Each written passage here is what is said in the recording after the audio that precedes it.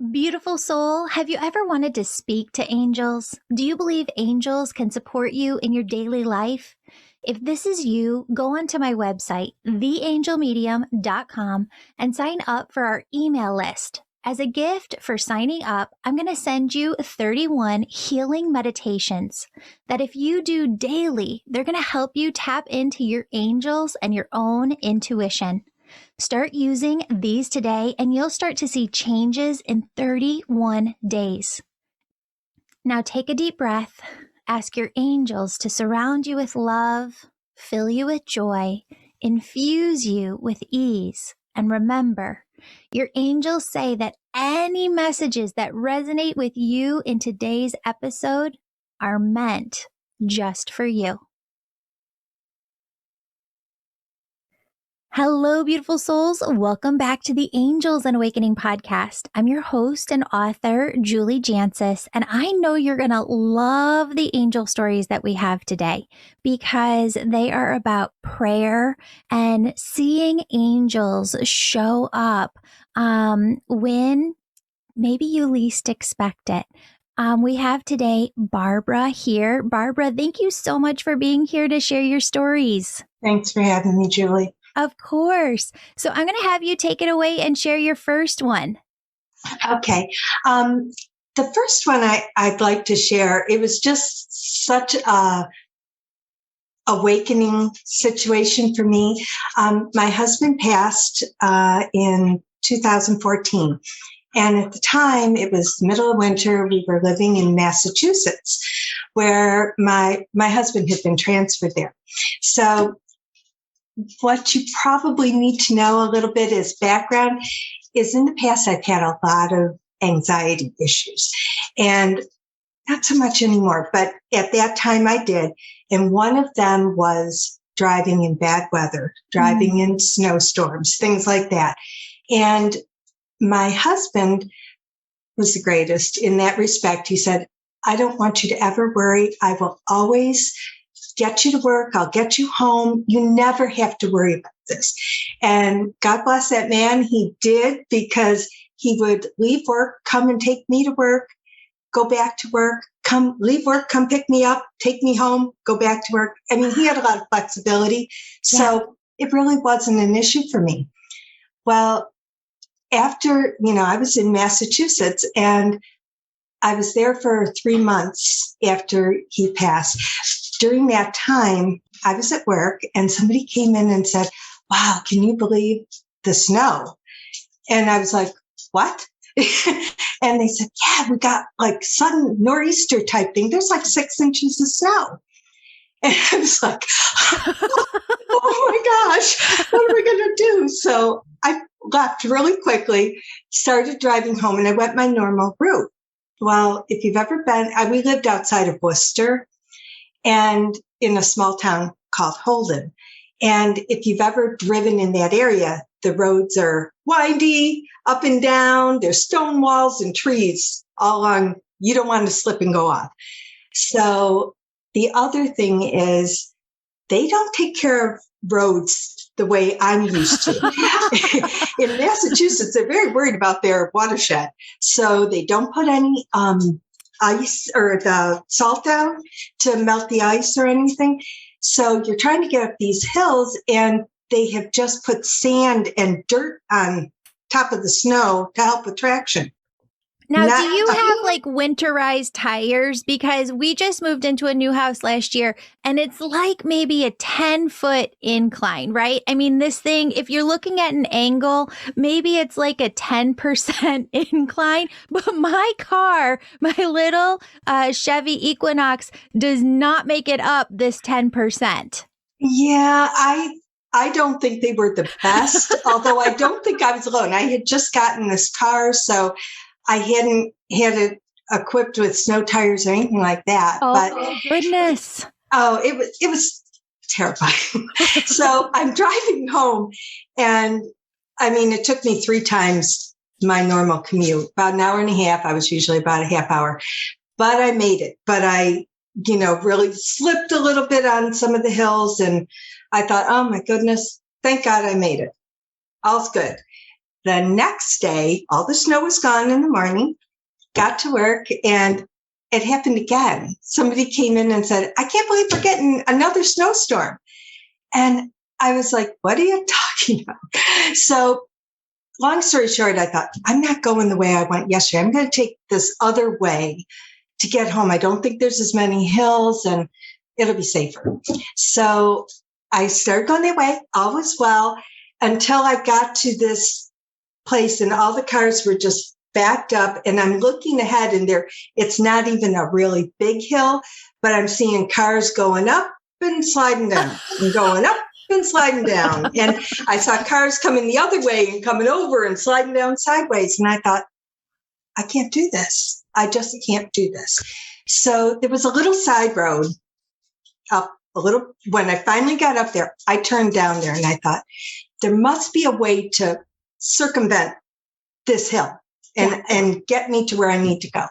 Well, the road hadn't even been plowed. There was like 6-7 inches of snow. I could barely see where it was.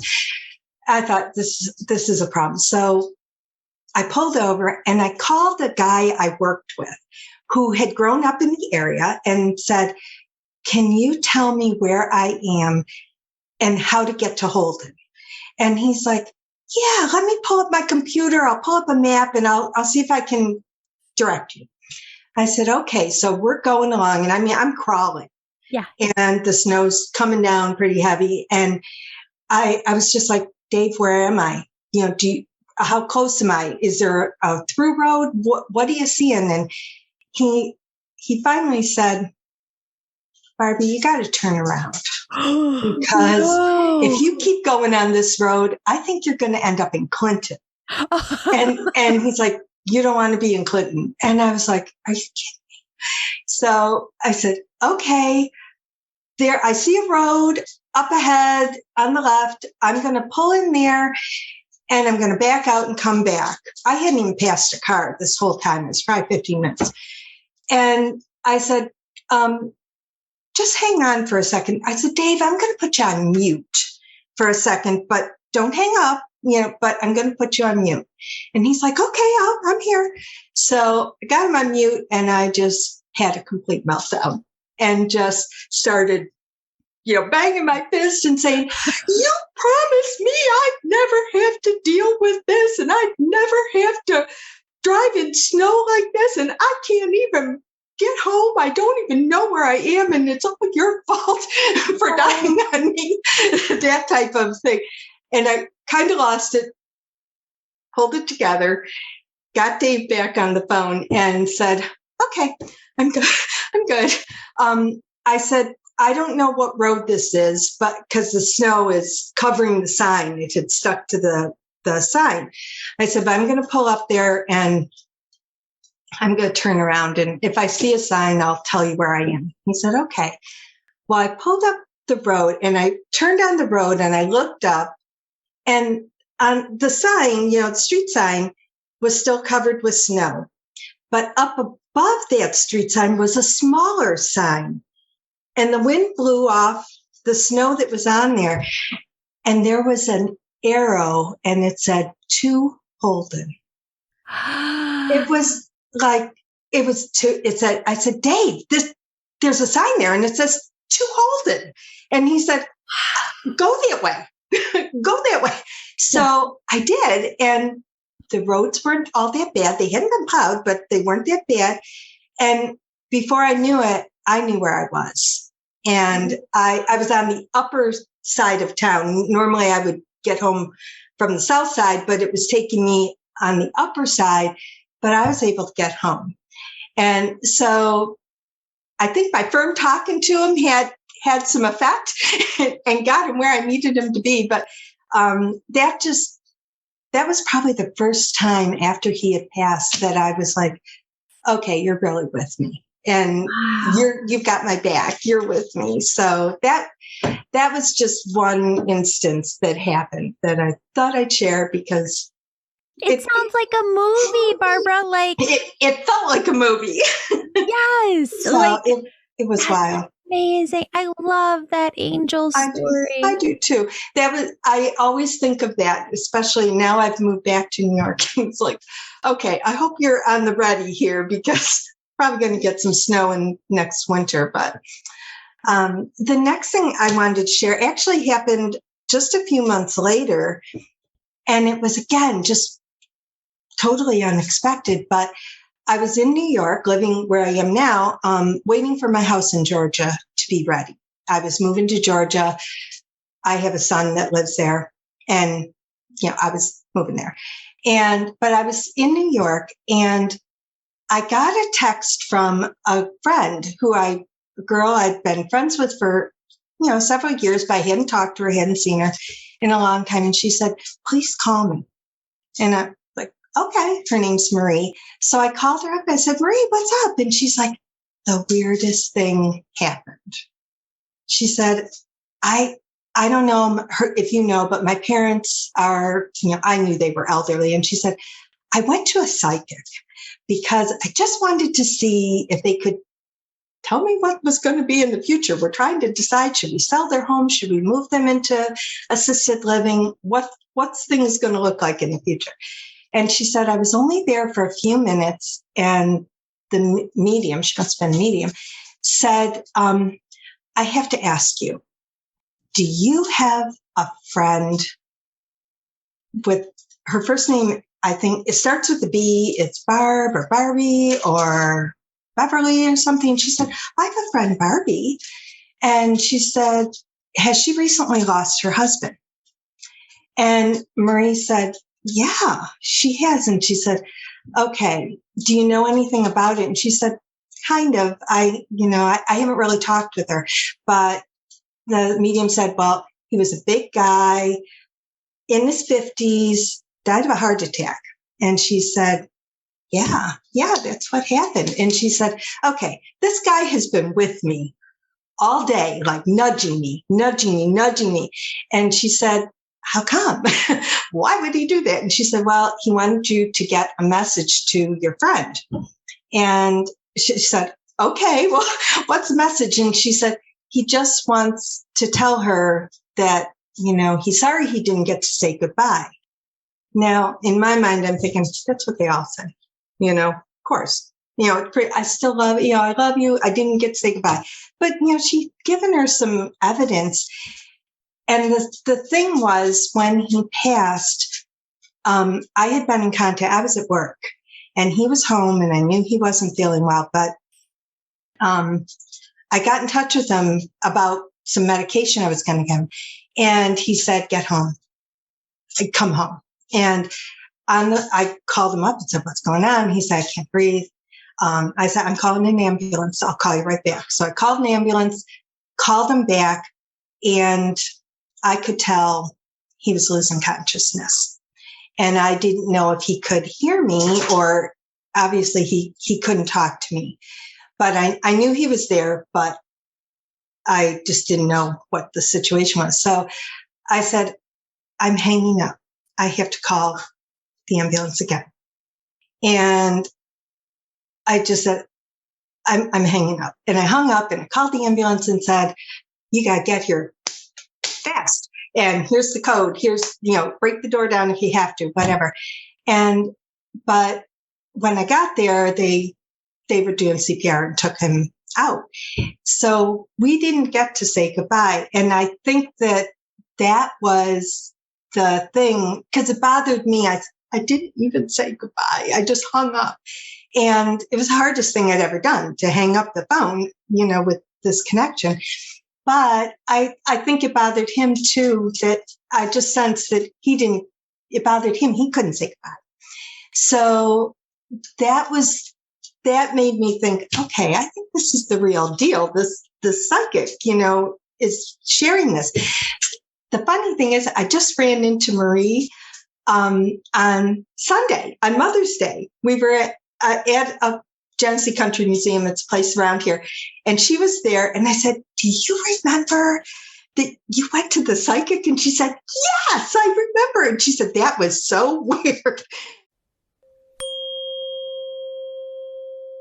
Friend, if the idea of connecting to your angels and changing your life using your very own spiritual gifts sounds amazing and is deeply resonating with you today, I want you to go on my website and check out my angel membership. Registration is open. Sign up today and you'll get access to new course content and events each week and a private community. Members love how everything you need for your spiritual awakening is all in one place.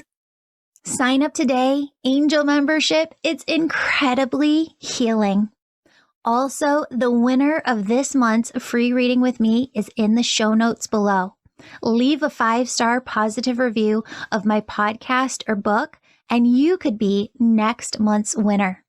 Lastly, check out the upcoming events page on my website, theangelmedium.com, because we have a lot of upcoming events that I know you're going to be interested in.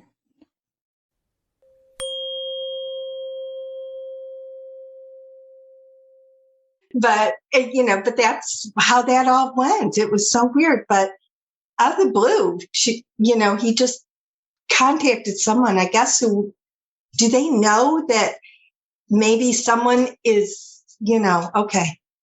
So probably about 30 to 40% of my sessions, something like that will come through, whether it's for a sibling within the family or a parent or 100%. And it's because they do.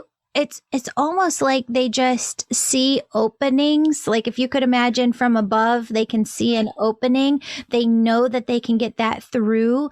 And so they're able to. And I think it's absolutely fantastic. But I don't want you to fault yourself for like hanging up the phone and like calling the ambulance back again. Your like gut instinct was his survival and wanting them to not be knocking on the door for 5 minutes, but just to get to him as fast as possible. But there's also something that happens, and I can't explain this, but I've told the story before of how we almost lost our daughter, E. And she was really little. She was an infant. And she was having all of these throat surgeries to fix a breathing problem, but had all this acid reflux at the same time.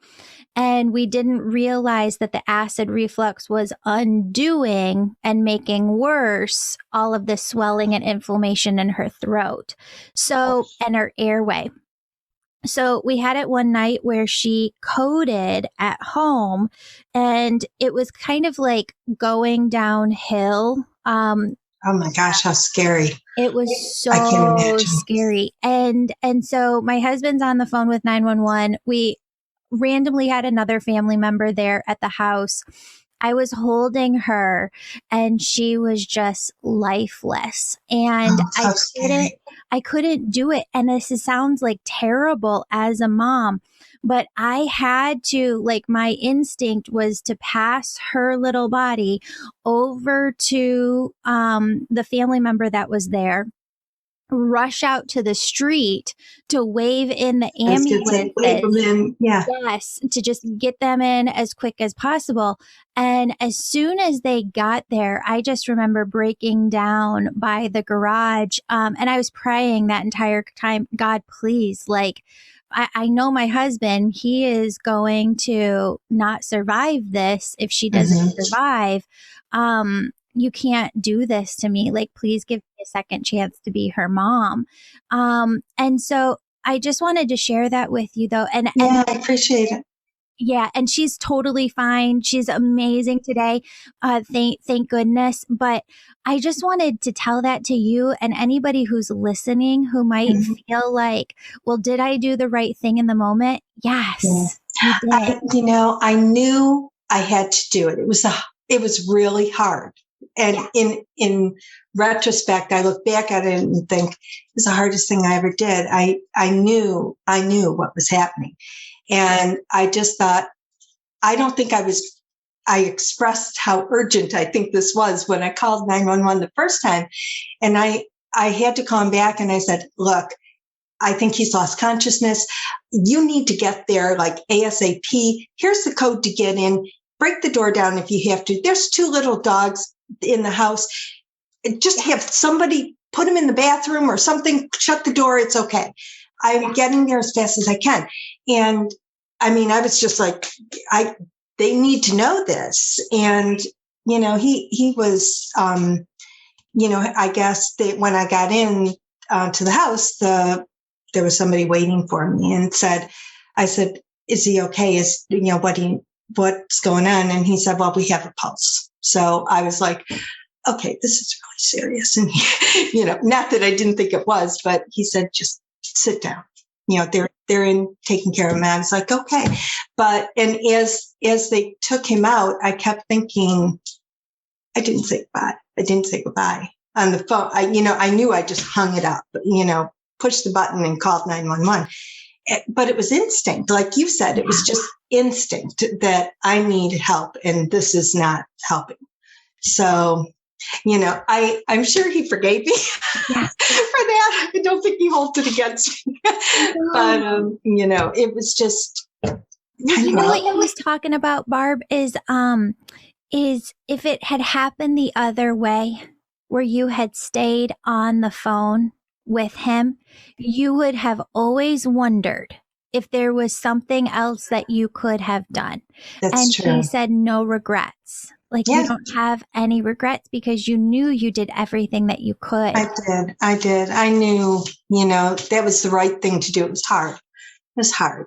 But just like with you handing your daughter to someone else, you knew that the thing you had to do was get them into the right place to help. I have never seen this before, and I know that this is a common thing, but I don't think I've ever talked about this with a widow before. He keeps saying to tell the story about your wedding ring. What is the story with the wedding ring? The wedding ring. Where is your wedding ring? Well, it's funny. I had to have heart surgery before he passed. It was 10 months before he passed. And I had always worn my wedding band, but my finger, the knuckles gotten a little bigger and I had to go and have it cut off. And we went and I had it cut off before the surgery. And I'm very glad I did because my fingers really swelled. But after, he had passed and I was in Georgia, I felt like I had some loose ends that I needed to tie up. And one of them is, what do I do with my wedding rings? I had never started wearing it again. My engagement ring, I kept losing the stone. I found it twice, but I kept losing the stone. And I was going around in the bedroom and my father had also passed. My mother was a widow. She had gone and had her engagement ring set in a different setting. And I ended up getting the ring and my brother asked me, do you have any diamonds? I want to get engaged. And so I said, I have Mom's engagement ring. I know the stone. I said, I know she wants you to have it. So I had the stone taken out and I still had the setting. So maybe that's what he's thinking about. But as I was thinking about, okay, what am I going to do about the rings? I found my mother's, the setting. So I went and had my engagement stone, the diamond, put into that ring. And I wear it a lot. I wear it all the time now because then I'm not wearing an engagement ring, but I have that with me. So I think maybe that's it, but, or maybe it's the fact that I lost the stone twice and found it twice. What are the odds of that? But, so maybe it was that, but. Well, can you talk to this too? Because this is where he's kind of going with this. Sometimes you wouldn't believe the number of emails that we end up getting, 6 months, 8 months after a podcast airs. And somebody will be like, I found this particular episode and it totally was what I needed to hear. So when Spirit asks questions, I just let them kind of direct the show. But I feel like it's very, very meaningful for you to still wear it. And almost like you feel his presence when you look at it. I do. I know where it came from. And, nobody else realizes what that ring's significance is to me. But I know what the connection is. And it's like being able to continue to wear my wedding rings without being obvious or having people say, "Oh, you're still wearing your wedding ring?" Yeah. People do that. Totally. People do that. And yeah, it's interesting because I just had a session the other day. I'm back doing my sessions again. And it's interesting because this woman's mother was coming through from the other side saying, and she was a young widow. She had lost her husband very young. And she said, we know that there's another person coming into your life very soon, but it's okay for you to still wear your wedding ring because it holds so much importance to you. Mm-hmm. And this new person who is coming in is going to be able to hold space for, you can love your person on the other side and you can equally love someone here, and that's okay. And the new person coming in, they made very clear, was going to understand that and be comfortable with that. Yeah, and that's, obviously really important. That's something I think widows are challenged by, that they want to make sure it's acceptable, but you don't want to stop talking about them. I mean, they were a part of your life, but it's a fine line, and you have to make sure the person on the other side of that line gets it. Yeah. But in fact, that was one of my other stories was more recent, but it came as a result of, I was listening to one of your podcasts, and it was, and I'm trying to think, I don't remember what the woman's name was, but she had like an 18-year-old daughter, and the daughter had passed, and I guess her girlfriends had come over and they were maybe having a birthday party. I don't remember all the details, but she was saying, she was flicking the lights and music was starting to play and all this stuff. And I was like, I was in my kitchen and doing stuff as I was listening. I said, you never do that for me. How come I never get the flicking lights and the music just starts playing? It's like, you're slacking, that type thing. And kind of just laughed it off, went and sat down and was doing something at the table, and, it was still playing. The podcast was still playing. And all of a sudden I started hearing another voice. And I was like, what is that? What's going on? I thought, is somebody in the house? And I live out in the middle of nowhere. Nobody gets in without me knowing. And I thought, what is that? And I finally paused the podcast, and I thought, I hear someone talking, and I started walking around the kitchen, and there was a stack on the island. There was a stack of like books and stuff, and my iPad was in there, and it was, I don't have it with me, but it's in a cover, it's a case. And when you close the case, it shuts off, right? And when you open it, you have to put your code in or facial recognition, whatever. It was coming from there. And it was a class that I had been watching like 3 days prior, and I hadn't touched it since. And I opened it up, and sure enough, I see the person talking, and I was like, oh, this is freaky. So I closed it, and I thought, did it go away? So I opened it back up, and sure enough, I had to put the code in and all that. And I thought, how weird is that? And I thought, oh, he's saying I can do it too.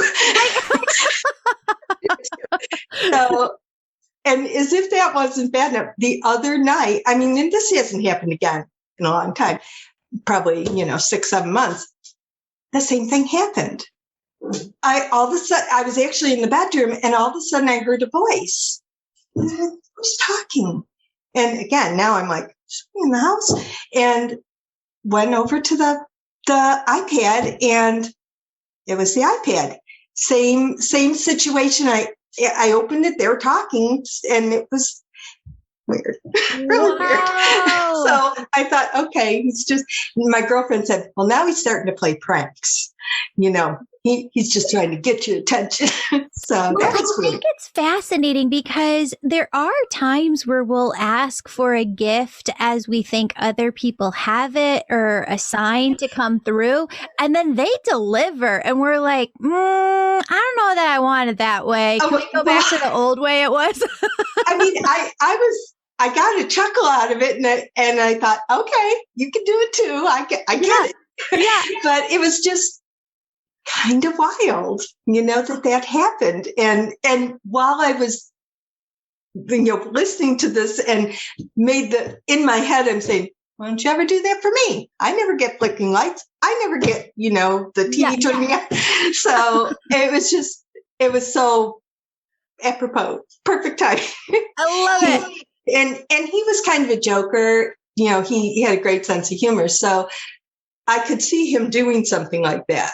So it was just kind of funny how that happened. That's amazing. I love that, Barbara. I know you have a story too about angels surrounding you and actually seeing these angels surrounding you. And you have to tell this story because I just think it's so cool. That comes to mind to me a lot. It was almost a year before my husband passed. I had to go in and have a valve replacement, an aortic valve replacement done. That was totally on the blue. Didn't expect it. Doctor told me, you're on borrowed time. We're getting you in there right away. So I went in, and before I could have the actual surgery, they wanted to do an angiogram to make sure there weren't any blockages or anything that they needed to address while they were doing the other. And I had like an appointment at 8 a.m. My cardiologist was there. My husband was there. And I kept getting bumped. They had emergencies that they needed to take before me. And I think it had gotten to be about 2 p.m. And my girlfriend sent me a text and said, how did it go? Did everything go okay? Thinking it was 8:30 in the morning. I should probably be home by now. And I sent her a text back and I said, I keep getting bumped. My anxiety is starting to kick in, and they just gave me an Ativan, and I asked for 2. They said, no, you can only have 1. And I said, but, I could sure use a few prayers. And she said, you got it, and didn't think any more about it. The doctor came back in and said, why don't you just try and go to sleep or try and rest? And I was like, okay. So they left me alone. Whereas before he'd been kind of in the room, my husband been their nurse, they all left, like dimmed the lights and everything. And I was just laying there. I mean, who's going to sleep, when you're anticipating this? And, but I closed my eyes, and when I opened them, I saw an angel standing at the end of my bed, and it was a big angel, big. And so I'm thinking, okay, this is maybe Raphael, maybe it's my guardian. I don't know who this is. But as I was laying there in the bed, and I can kind of see myself now, like looking down from my head vision and visualizing this, but like one by one, these angels just started lining up alongside my bed, and their wings, they were like covering me over like this, and I was just covered. And I thought, oh, they're covering me in prayer. This is what this is, and so, I just enjoyed the moment. And I don't know if I ended up falling asleep. I don't remember that, but they ended up getting me in. I think it was about 3:00, got the procedure done, went home, and my girlfriend called me again and said, how'd it go? Did they get you in? Because I said, I'm really nervous. They're going to make me come back for this tomorrow. And she said, did they get you in? And I said, yeah. And I said, Patty, Patty, she's one of my best friends. I said, the weirdest thing happened. As I was laying there, after I was texting with you, I saw angels surrounding my bed. And I said, isn't that wild? And she said, no, I'm not at all surprised. And I said, you're not? And she said, no, when I was texting with you, my mother and sister, she comes from a big family, had just gotten there and we were having a Bible study. They, had Bible studies once a week or so. And she said, and so we all prayed that the angels would come and just cover you in, peace, and that your anxiety would go away. And she said, so I'm not surprised at all. And I thought, oh my gosh, that's why they were there, that they called them in on my behalf. So, and I mean, at the time, I don't want to say I didn't really believe in angels. I wasn't into it or anything. So this was kind of wild for me at the time, but that's kind of how that went. And I was so thankful for it, but I love that story. Because I just can, that's how they are, just to place their wings it was over you. Just, like they were bowing almost, and their wings just kind of came up, from their shoulders and just covered, my whole body, it was wild.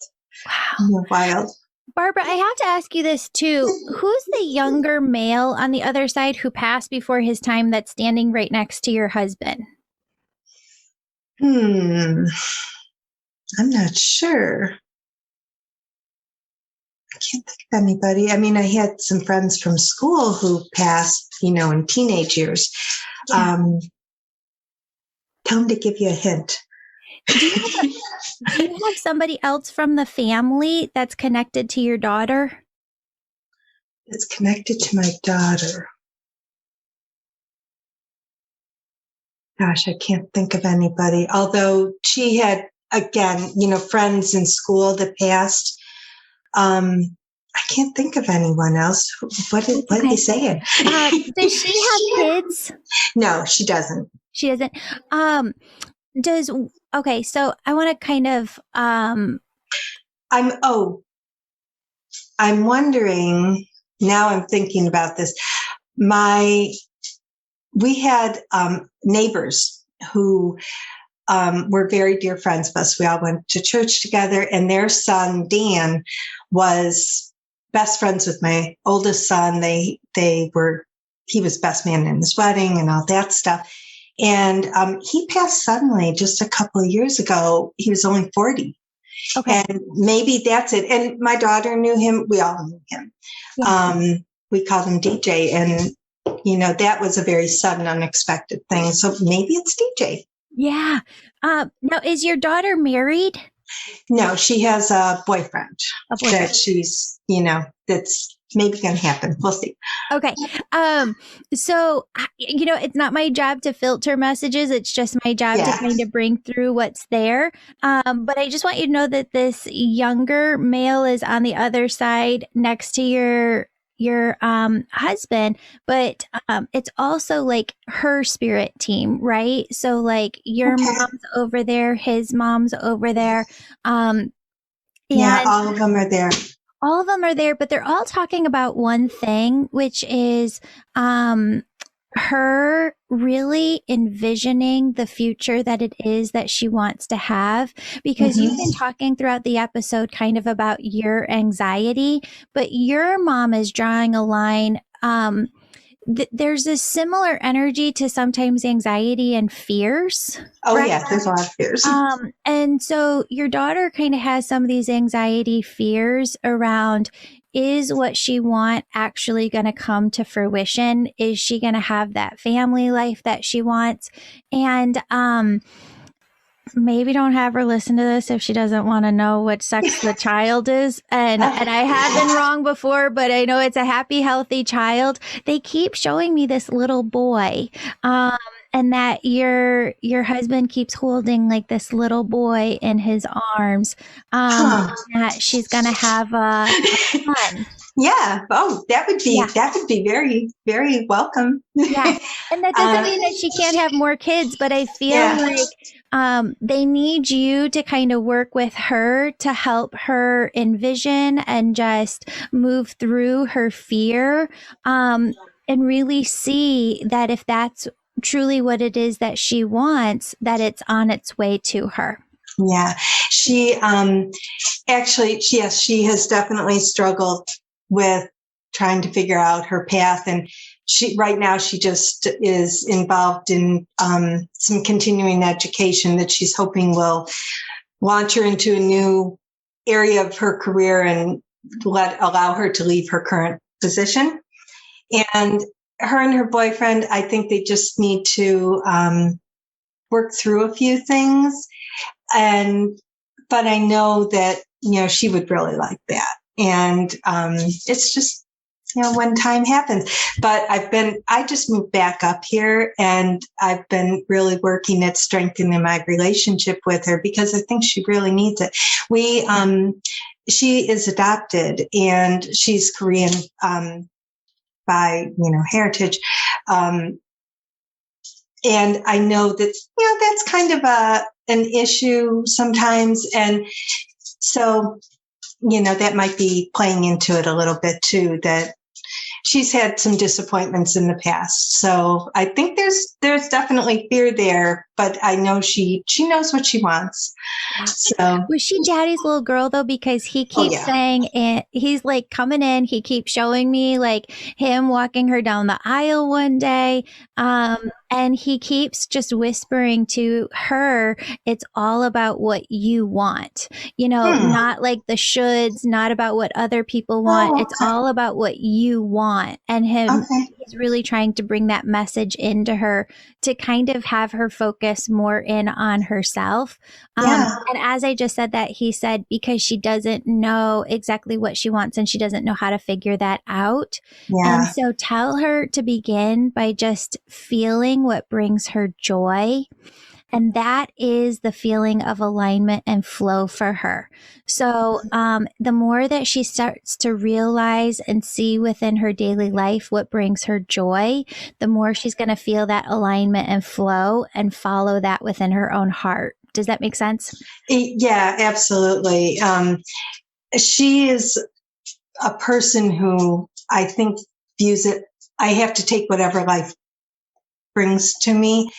I don't have a lot of say in the matter. And I have tried to tell her, you can do whatever you want and you can be whatever you want. You don't have to stay in this job that you don't like. If what you really want is something else. And so she did go and start this course, which is kicking her butt, but she's doing it and she's liking it. So that's a real positive thing. And she's very happy in her relationship. I just think, they've had a lot of changes in the past year, and I think it has taken its toll a little bit, and they just need some time to let things settle down. And I think things will get on the right path. Absolutely. Yeah. But yeah, she's a sweetheart. That's amazing. She's one of my biggest supporters too. She's very encouraging. So, the other boys think I'm a little, okay, whatever you say, Mom. And she's like, Dad comes to me in my dreams and he hugs me. Does he ever do that to you? And I said, no, he doesn't. She's like, well, you should talk to him about that. He'll come if you call him. So I don't know. She's just funny. She's so right on. I love her. Yeah, she's funny. I like her, personality and everything. She's funny. Yes. Oh, Barbara. Did you have one more story about your own that you wanted to share? Something happened this past summer before I moved, and it kind of again involves you. I had been thinking about what should I, do the Reiki school. I knew I was going to be joining the membership. I was like, what should I do? Should I do the membership first? Should I do the Angel Reiki school? And I decided to do the membership. But I had been thinking, because for years I've had this closet spiritualist side to me that I didn't share with too many people because I thought they'd all think I was nuts, and including my husband. I kind of kept that quiet because, we went to a Baptist church, and I didn't know how he would react if I said, my ideas are changing a little, and I didn't think I could handle the rejection. I didn't know what I'd do if he didn't approve. And so I'd had these books and stuff for years. Well, it had been my wedding anniversary, and my son, I was in Georgia, came over. So good. He always remembered like the anniversary of our first date and stuff like that. He'd take good care of me. So he brought over some flowers, and he said, "Mom, these are from me and Dad for your anniversary." And I said, "Oh, that's so sweet. Thank you." And he said, "And there's lilies in there." I know Dad loved the lilies. Well, the reason his dad loved the lilies is when he was a little boy, his father was a botanist and scientist. They had like 5 acres of lilies behind their house. His father would cross them and create new varieties, things like that. He was very talented. So he grew up with lilies. So there were 3 lilies in this bouquet, and one was open, one was starting to, and one was really closed. And so, they opened, but that one was just really slow about opening. And I had taken a picture and put it on Facebook and said, "Do you think this lily will ever open? What's it going to take to get this lily to open?" Because the other ones are all starting to, get a little wilted. And so I was sitting there this one night thinking about, am I nuts? To pursue this? I don't know what to do. Well, I'm thinking, am I nuts? Or is this my chance? There's nobody to tell me not to. Nobody, criticize me. And if they do, I don't care. So I thought, I have it here. I have this book, and I had a lot of books on mediumship at the time.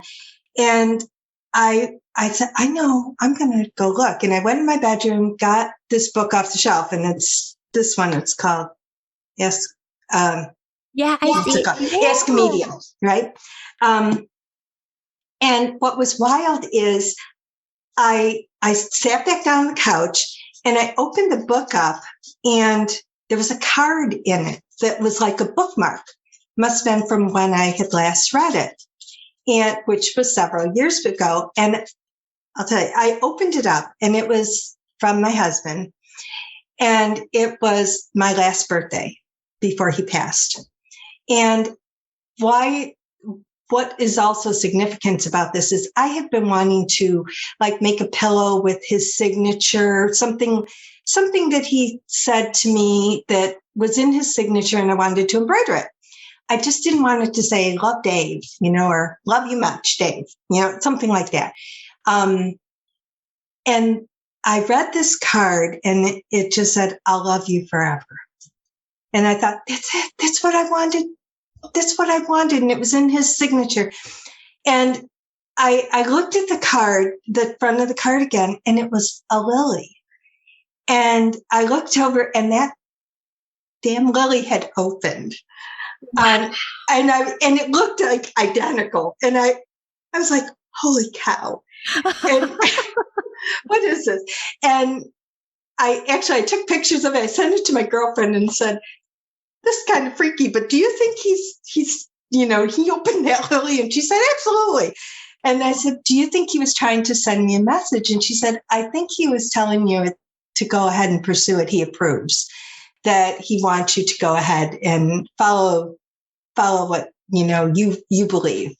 And so that was again, just one of those things that, so coincidental. And the fact that I had used the card in this book as bookmark, and it had bothered me that I had all his cards from years past. I have a box, and I couldn't find that one. And I thought, what did I do with that? I thought, oh my gosh, I hope I didn't throw it out, And there it was.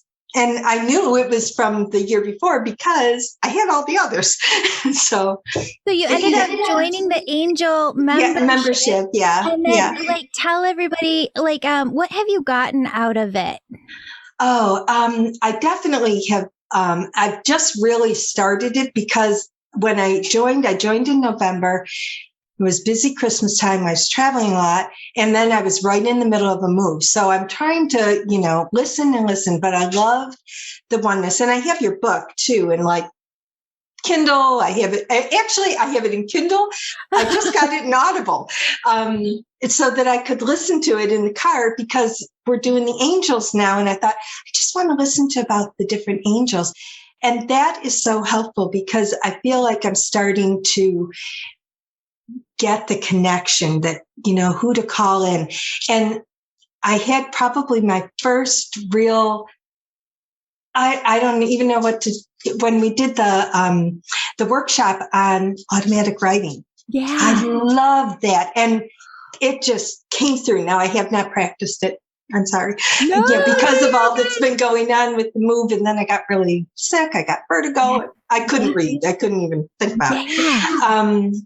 But yeah, I loved the automatic writing was, I how we blocked off with, or when the person I was teamed with, I said, I can't believe this. I said, I kind of in my head, my ego mind knew what they were going to tell me. My question to them is, I'm interested in all these different things in Reiki and I do tapping and I've studied hypnosis in the past, this stuff. I'm thinking, what should I pursue first? And I was expecting them to, say, well, the angels and that. And it came Reiki, do Reiki. And I was like, all right, that's what I'm going to do. And I was really surprised by that it just not what I expected. So I knew it wasn't from my mind and no hesitation. And so that's what I've been kind of pursuing. Yay! Yeah, that's awesome. Yeah, well, I love working with you, Barbara. Yeah, I'm hoping I can join the Reiki school this summer or maybe in the fall. But but I just love it, and it's just been a real positive for me. To have. It's just positive as opposed to all the negative that's around. And that's what I needed. That's why I think I seek this out is because it's just uplifting. Come on, it's angels. Yeah. How can you not go up a couple levels? So, yeah. So. Oh, Barbara, I love you so much. I love your stories. I love getting to connect with you. And these are just amazing, incredible stories. I'm blessed. I feel so blessed that I've had these experiences. They have definitely carried me through. Yeah. On more than one occasion, I thought, I know he's here. In fact, I was thinking about it this morning. I looked over the clock and of course, 10:05, his birthday popped up as it does all the time. So, I thought, okay, you're with me. I get it. So it's so funny because there's some times where they just come through so clear. And he said, keep writing your angel stories down because this isn't the only time you're going to be on the podcast. He said you'll be on again because he said more angel stories are on their way. Well, I'm guessing he's involved then. Yes. he likes that. Yes. So that would be fun. And I have some other things that have happened that, I can share in the future. I love it. Barbara, thank you so much for your time. Yeah, thank you for having me. Yes. For anybody listening who has angel stories that they want to share, please go over to theangelmedium.com and submit your angel story. We're always looking for new ones to have on the show. Thanks, Barbara. Have a blessed day. I will. You too. You too. Bye. Bye.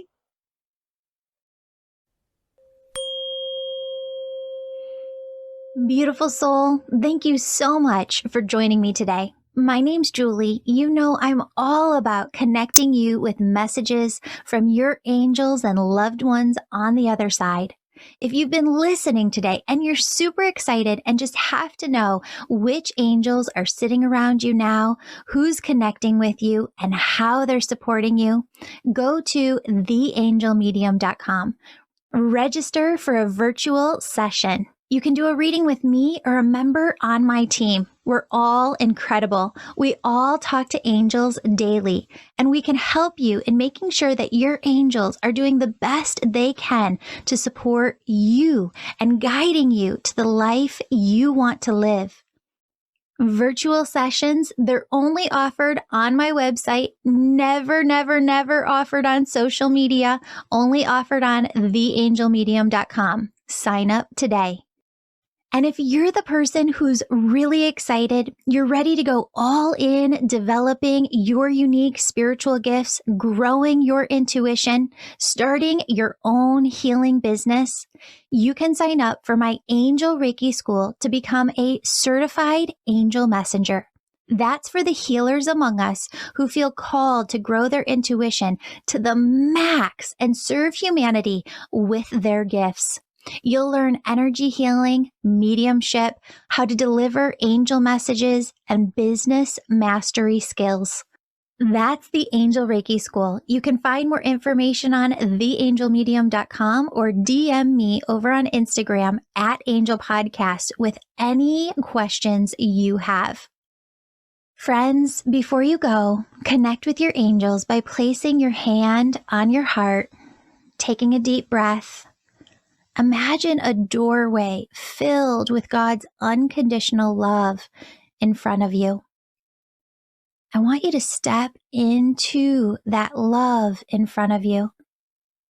And I want you to feel it as it fills your body, your chakras, and your auric field.